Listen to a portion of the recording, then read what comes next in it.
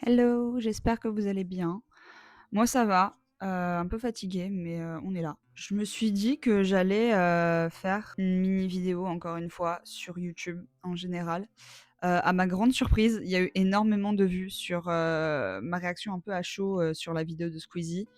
Je sais pas pourquoi, peut-être parce que j'ai utilisé le mot Squeezie et que du coup l'algorithme il s'est dit: «Hey, let's go». Ou j'en ai aucune idée. Je sais pas du tout ce qui a fait, que ma vidéo est sortie de sa mini niche, de d'habitude. Mais bon, voilà, du coup, j'ai eu évidemment, comme prévu, des commentaires de ces fanboys, je suppose, qu'ils défendent bec et ongles, alors que bon, je trouve que les arguments sont pas très solides. Mais ma foi, écoutez, s'il y en a qui préfèrent me traiter de gamine de 16 ans, écervelée, soit, c'est pas mon problème, c'est le leur, voilà, parce que clairement ce genre de personnes refusent de voir le problème quand il est en face d'eux étalé. Bon, voilà, on se demande pourquoi, peut-être parce que ça ne leur, profite pas de remettre le système en question parce qu'ils en font partie ou que ça leur, justement, bénéficie. Bon, anyways, du coup, cette vidéo, ça va être un peu une continuation de la vidéo précédente, où donc je disais qu'il y avait un boys club sur YouTube, et du coup, je réitère ce que je dis dans cette vidéo. Clairement, on va se le dire, YouTube est devenu ennuyeux de ouf. Genre, YouTube, malheureusement, c'est de plus en plus en train de devenir la télé, et des youtubeurs comme Squeezie, justement, font ça, ont participé activement à ça. Et quand je regarde quasiment tous les youtubeurs que je suivais à l'époque, parce qu'ils faisaient des vidéos dans leur chambre sympa, low budget, et avec des réactions voilà, assez naturelles, ou pas, hein, mais bon, en tout cas, à mon époque, ça le paraissait. Euh, Ben maintenant, c'est tous ceux-là font des trucs dans des studios, avec des moyens, avec la blinde de caméra, avec, des scripts, avec des invités, qui viennent directement du monde de la télé ou du cinéma ou juste du paysage médiatique français en général, ou même, international des fois. Parce que clairement, il y a aujourd'hui un manque d'authenticité, un manque de vulnérabilité absolument abyssal, sur YouTube. Et c'est d'une tristesse parce que, je veux dire, moi, quand j'ai commencé à traîner sur YouTube, à regarder, à m'abonner même à pas mal de youtubeurs et youtubeuses, c'est parce qu'ils avaient un côté très humain, très accessible, très authentique, et qu'on n'avait pas de mal à s'identifier ou alors à se... Ouais, à juste se poser là comme ça, et genre ne pas devoir réfléchir à OK, est-ce qu'il y a un placement de produit à ce moment-là, et enfin, genre à aucun moment, hein, c'est à cette époque-là, on se posait déjà la question du placement de produit. C'est arrivé genre progressivement, mais Squeezie a littéralement fait un son pour se moquer des placements de produits, et maintenant il en fait quasiment toutes les vidéos, au point même de mettre ces putains de pubs entrecoupé de moments de la vidéo, parce que du coup, ça veut dire que tu peux pas skip la pub parce que sinon tu manques des trucs de la vidéo. Donc ça, c'est insupportable. Voilà. Pour quelqu'un qui dénonçait les placements de produits un peu véreux il y a quelques années, on a bien retourné sa veste. Anyways. Encore une fois, je ne suis pas une hateuse de Squeezie. Je le regarde, je suis abonnée, j'apprécie son contenu à 70% du temps, on va dire, peut-être un peu moins maintenant. Mais je suis pas là pour le, le détester, pour le critiquer injustement. Non, ce que je critique, c'est quelque chose qui a été remarqué depuis un moment, que même d'anciens fans dénoncent, et je pense qu'il est lui-même fortement au courant de ce qu'il fait. Donc, voilà, je remets les points sur les i et les barres sur les t. Voilà, Amixem, pareil, il fait des vidéos de plus en plus folles, alors qu'à l'époque, il faisait vraiment genre des tours sur le bon coin dans sa chambre ou son bureau.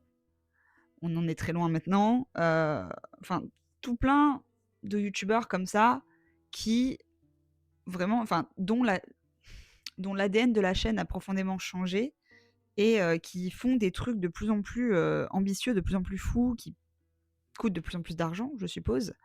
Le seul qui a pas trop changé à la rigueur, c'est Cyprien.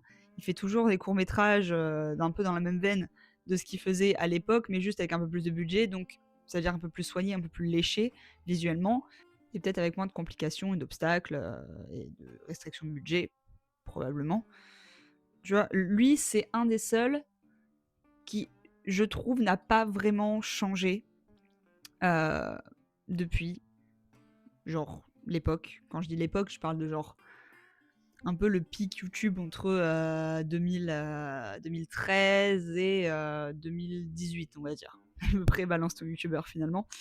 D'ailleurs, faudrait peut-être que je parle de ça un jour sur ma chaîne. Parce que bon, pourquoi pas, moi aussi j'ai ma petite pierre à l'édifice à apporter.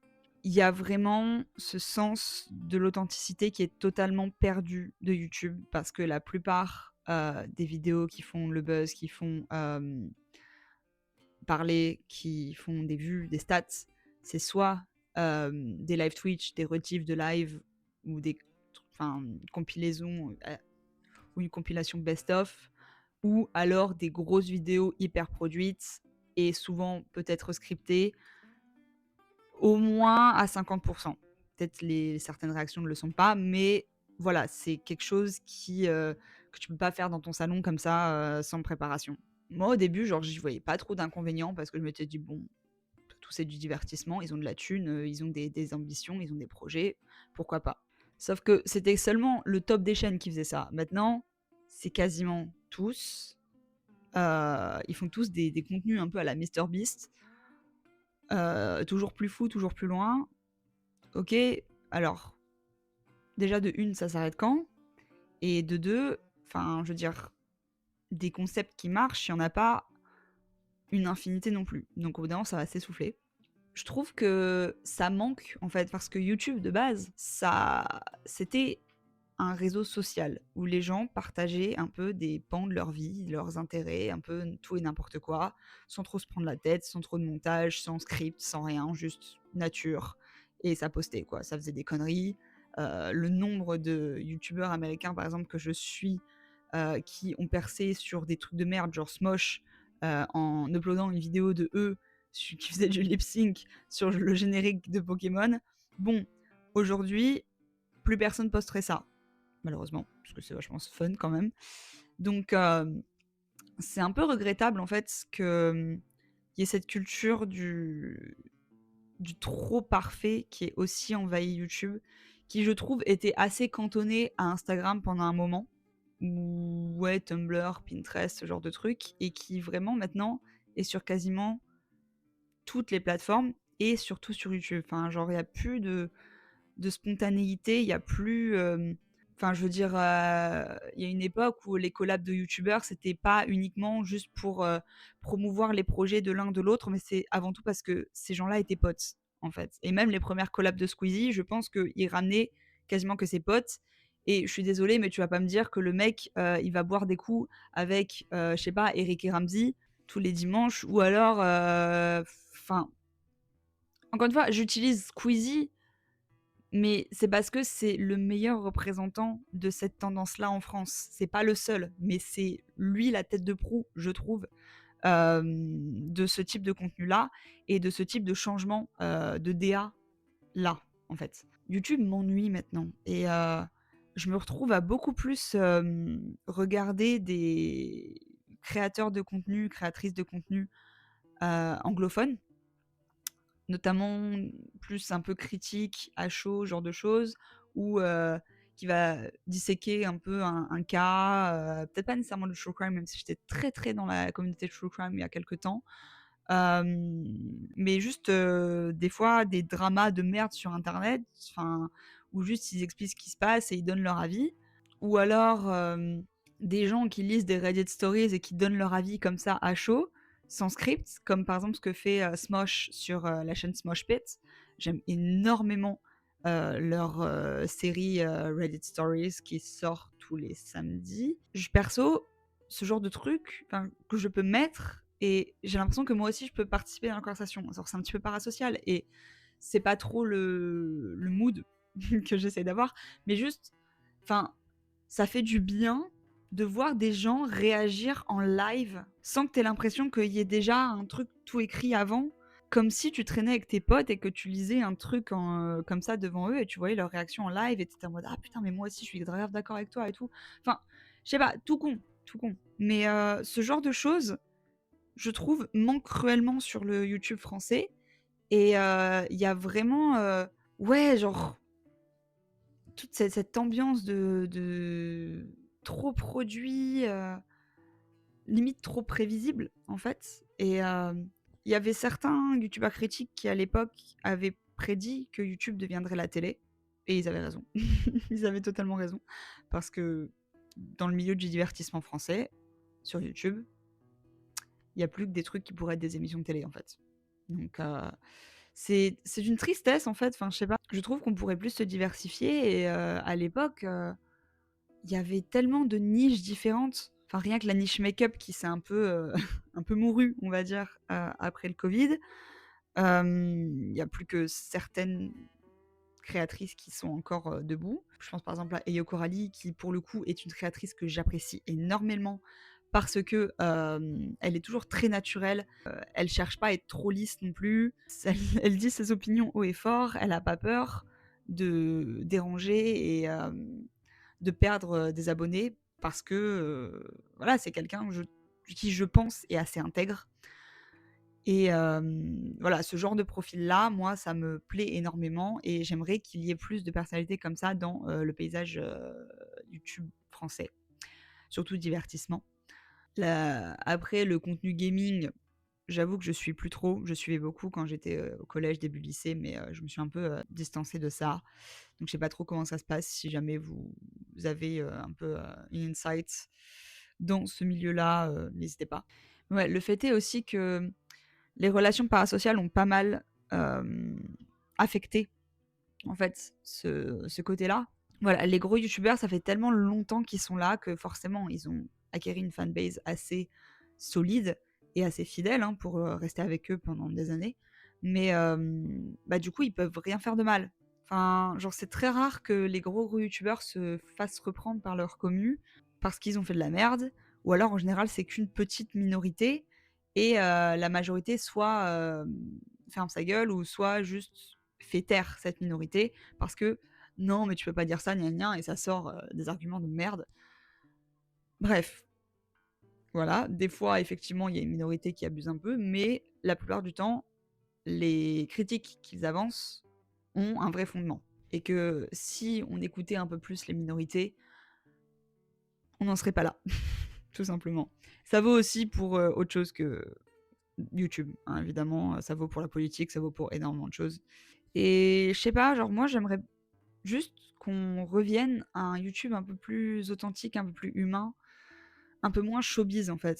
Enfin, je sais que Balance ton youtubeur a pas mal changé les choses parce que ça a brisé en fait quelque chose, une sorte de la confiance en fait que les viewers avaient envers les créateurs de contenu.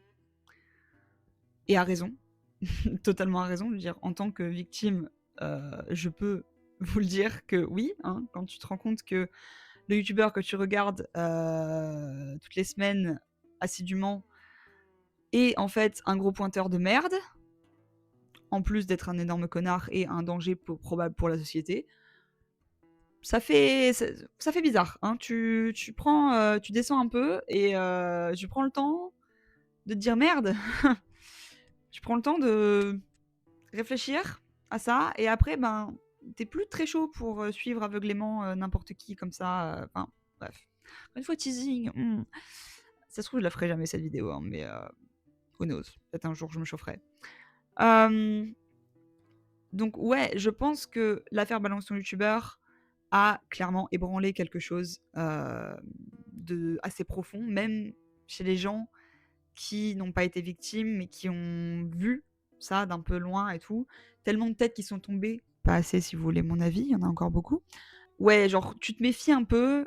Et je pense que inconsciemment, le peu de créateurs qui sont restés clean, ben, leur communauté s'est encore plus attachée à eux parce que, ah là là, lui au moins il est clean. Et je vais lui donner encore plus de force. Enfin, ce genre de choses. C'est une supposition, encore une fois, je suis pas sûre à 100% de ce que je dis, c'est juste mon avis personnel. ça n'engage personne à quoi que ce soit. Mais ça a forcément joué parce que j'ai l'impression que les personnalités se sont vraiment lissées et assagies, ont adopté un peu ces codes de la télé, en fait, d'animateurs, limite. Parce que, ben, c'est plus facile d'avoir des sponsors, d'avoir des pubs, d'avoir des partenaires publicitaires quand tu es lisse et que tu évites les controverses. Ou même de donner ton avis, tout simplement. Et vu qu'il y a beaucoup de personnalités qui sont tombées, bah forcément, il y avait de quoi, il y avait des places à prendre et il y avait de la thune à se faire, tout simplement. Bref, je me perds un peu dans ce que je dis là, mais n'empêche que je pense sincèrement que il y a quelque chose à faire sur YouTube. Il faut que YouTube change parce que je suis pas la seule qui en a ras le cul de voir des vidéos hyper produites et pas du tout authentiques.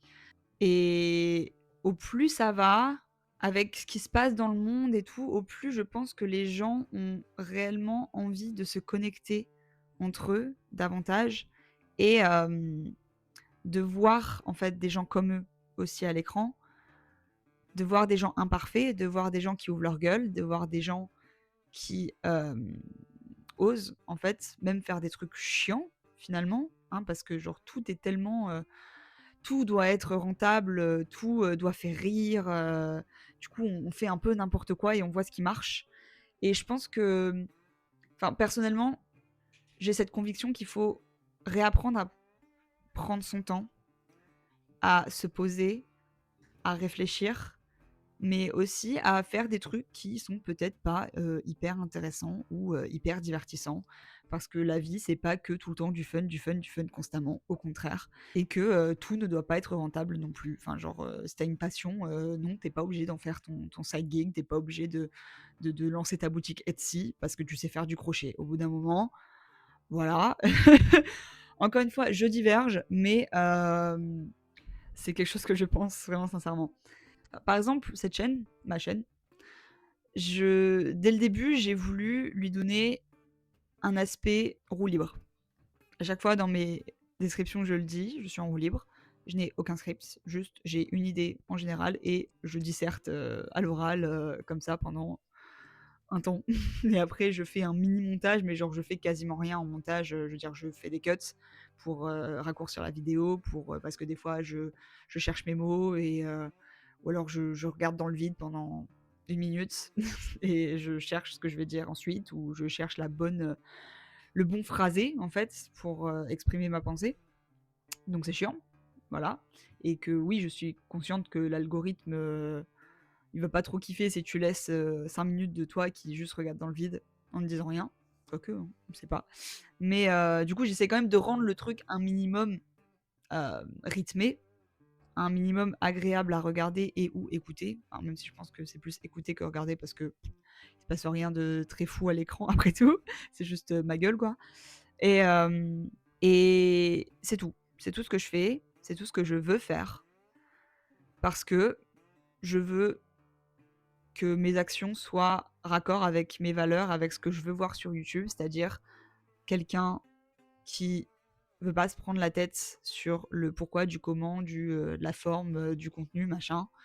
Quelqu'un qui est juste là, humain, qui peut se tromper, qui peut dire de la merde, mais qui peut aussi dire des choses bien, qui n'est pas là pour divertir la galerie nécessairement, mais aussi pour aborder des choses, des thèmes qui ne sont pas lisses, qui ne sont pas sans controverse, qui sont très subjectifs, mais aussi très humains. Et c'est pour ça que je fais mes vidéos de temps en temps, parce que bah, j'en ai envie, parce que je me dis que peut-être par pur hasard, quelqu'un pourrait tomber sur une vidéo, quelqu'un avec un peu le même parcours que moi ou qui a besoin d'entendre certaines choses pourrait tomber sur une de mes vidéos et ça pourrait l'aider, tout simplement. Comme moi, ça m'est déjà arrivé de tomber sur des vidéos de créateurs ou créatrices de contenu qui m'ont aidé parce qu'ils ont vécu une version des choses que j'ai traversées et que leur parcours et ce qu'ils ont dit, ce qu'ils en ont retenu, ce qu'ils en ont retiré, m'ont aussi aidé à faire mon propre chemin de mon côté. Voilà, cette vidéo juste pour un peu expliciter ma démarche sur YouTube, qui encore une fois n'a rien d'exceptionnel, mais Je pense sincèrement qu'il faut avoir de nouveau des créateurs, des créatrices de contenu qui juste partagent des pans de leur vie sans essayer de romantiser la chose, sans essayer d'être le plus esthétique possible, le plus, enfin d'être à la course de celui qui fera le plus rêver, ce qui claquera le plus de thunes, celui qui en gagnera le plus. Au bout d'un moment, juste, faut se poser et montrer que ouais, bah, c'est OK aussi d'être humain, tout simplement, et de pas, devenir un panneau publicitaire géant, ouais, juste faire des choses parce qu'on a envie. Voilà, par, passion ou, par ennui, mais juste plus par l'appât du gain. C'est tout. C'est littéralement tout. Donc voilà, peut-être que cette vidéo est absolument inutile, mais j'en ai rien à foutre, car c'est ma chaîne, encore une fois, et que, comme je viens de le dire, je fais des vidéos parce que j'en ai envie, quand j'en ai envie, et sur des sujets qui me plaisent, qui me parlent, tout en donnant mon avis à moi, personnel. Voilà, c'est tout. Sur ce, je vous souhaite bonne journée, bonne soirée, bonne semaine, bon week-end, tout ce que vous voulez, et on se retrouve à un moment donné. Voilà, peut-être que la prochaine vidéo sera ma story time groomée par un youtubeur. Voilà, bref. Ou totalement autre chose, hein, on sait pas. Sur ce,